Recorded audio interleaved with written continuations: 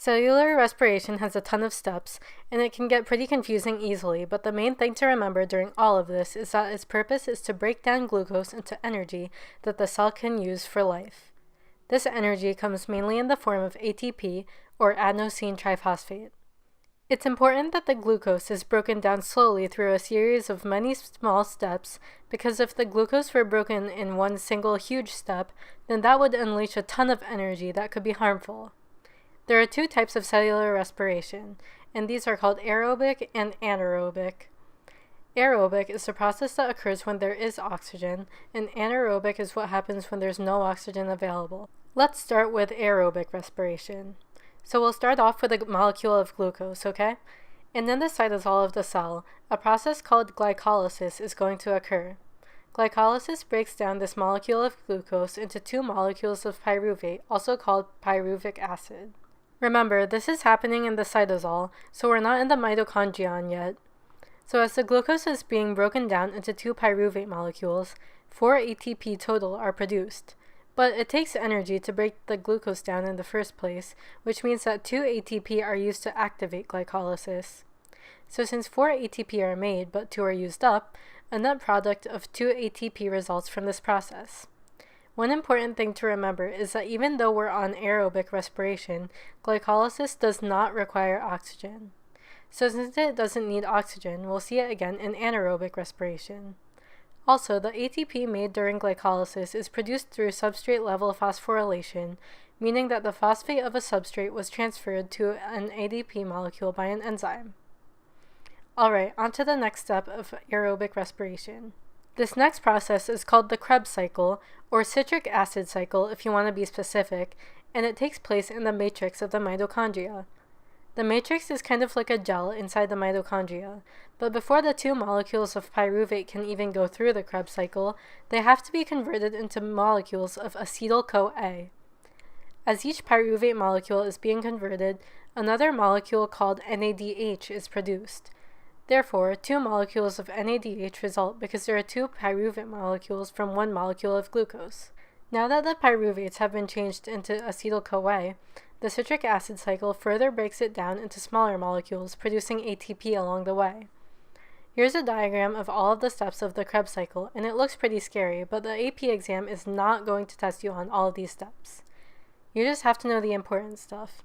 So in the beginning of the cycle, the acetyl-CoA combines with a substance called oxaloacetate to make citric acid, giving the cycle its name. Then, as citric acid is broken down reaction after reaction throughout the cycle, more molecules are produced. For example, one turn of the Krebs cycle produces 1 ATP molecule, 3 NADH molecules, and 1 molecule of something called FADH2. NADH and FADH2 are going to be important in the last step of aerobic respiration, so don't skip over those. And the last main thing to know about the cycle is that this is when CO2 is released. At the end of the Krebs cycle, you'll have 2 ATP, 6 NADH, and 2 FADH2. That's because there are 2 molecules of acetyl-CoA going in, not just 1. Now let's move on to the last step, called the electron transport chain.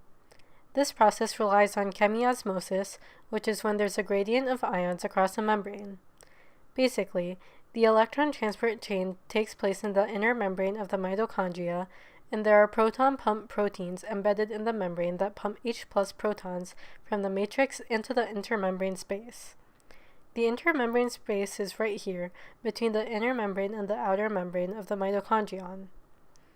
Now that there's a proton pump, there will be a bunch of H+ ions in the intermembrane space, and that proton gradient will fuel the making of ATP. Here's how. Remember the NADH and FADH2 molecules that I was talking about a few minutes ago?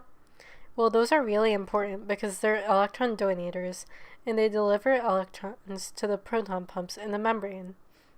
These electrons power the pumps to transport H+ from the matrix into the intermembrane space.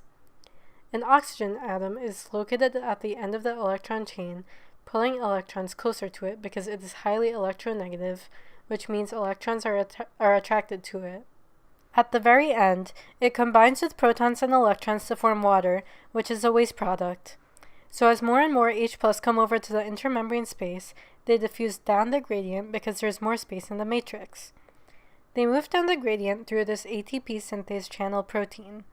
The movement of these H+ ions powers the ATP synthase to make ATP by what we call oxidative phosphorylation. The total ATP made during this step varies, but it's around 32 to 34.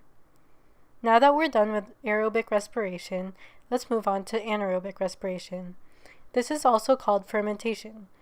This process happens without oxygen, so it originated very early in some of the oldest organisms when there was no free oxygen in the atmosphere.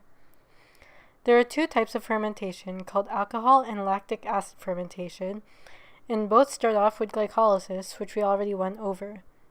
After glycolysis, during alcohol fermentation, pyruvate is converted into ethyl alcohol and carbon dioxide. While this happens, NADH loses electrons to become NAD+.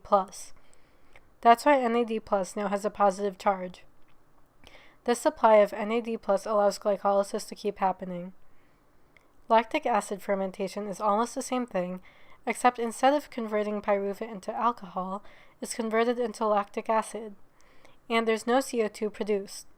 During this, NADH loses electrons to become NAD+ again, allowing the cycle to continue over and over. Okay, that's it for today. I hope this video helped you understand cellular respiration more, and check out my other AP Biology videos.